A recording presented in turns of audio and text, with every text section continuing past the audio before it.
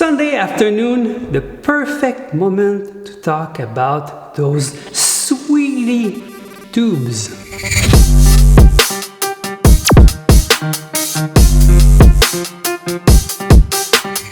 I published a couple of videos and photos yesterday and this morning using very long sugar tube, and I got a couple of questions. I was not planning to make a video about that because we didn't film for this session, but I have a couple of things to say.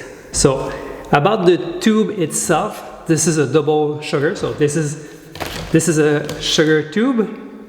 This is another sugar tube with the black cover because I don't want to have any light pointing at me when I work in the studio.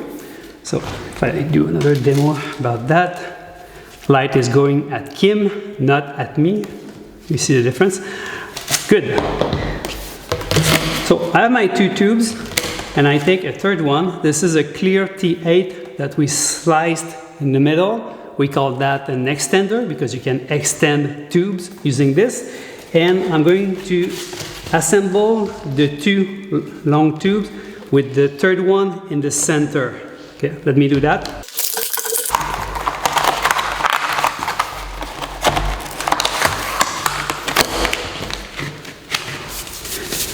There we go.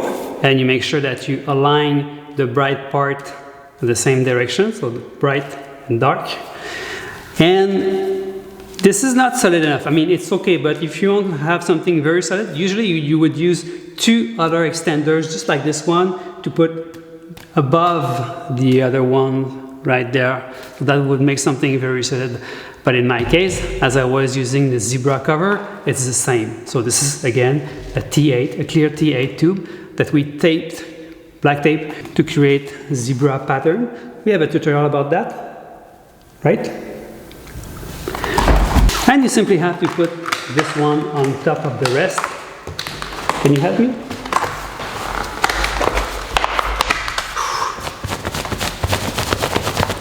Minou! While I finish this, did you notice how cleaner it is behind? I really like to have a background made of tubes, but I kind of got tired of it, so the tubes are back in the bright part on the other side.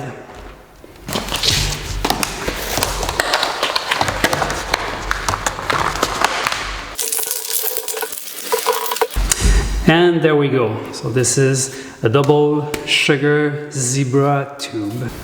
And then I take my favorite studio flashlight these days, the Nitcore P10 GT.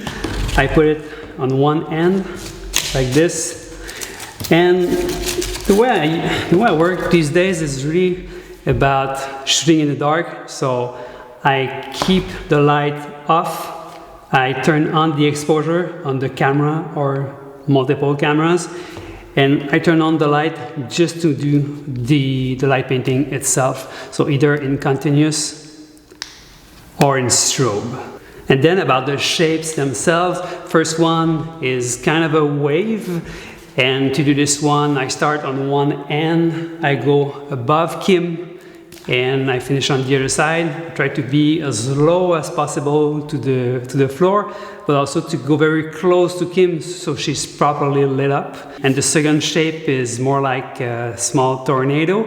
And on this one, what's important is to keep the tip of the tube on the floor so it's easier to make a very smooth shape.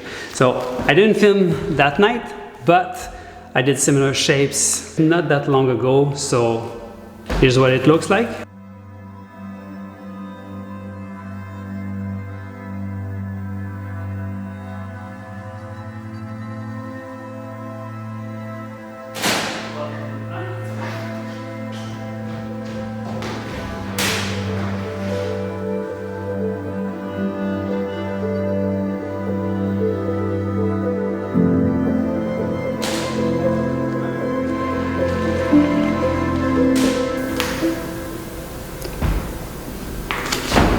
And that's it for this one. I'm going to end up this video with what I published yesterday and this morning. Everything is created using this tube.